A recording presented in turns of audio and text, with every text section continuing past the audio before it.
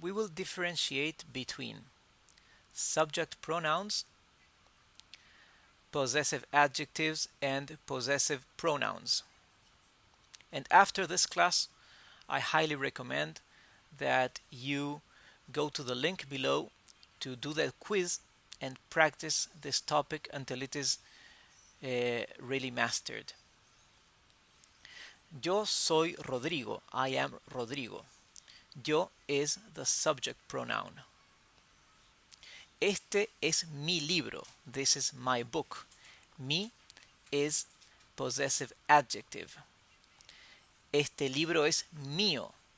This book is mine. Mío is possessive pronoun. Tú eres Gabriel. Este es tu libro. Este libro es tuyo. Él es Juan. Este es su libro. Este libro es suyo. O este libro es de él. Ella es Sandra. Este es su libro. Este libro es suyo. O este libro es de ella. Nosotros estamos juntos. Este es nuestro libro. Este libro es nuestro.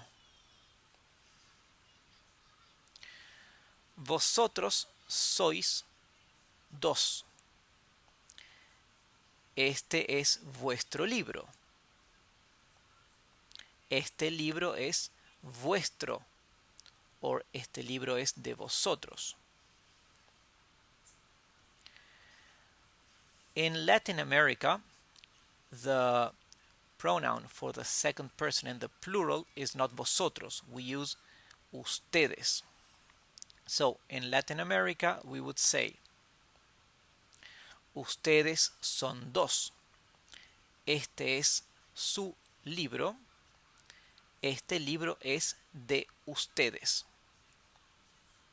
And for they, ellos son un equipo. Este es su libro. Este libro es suyo.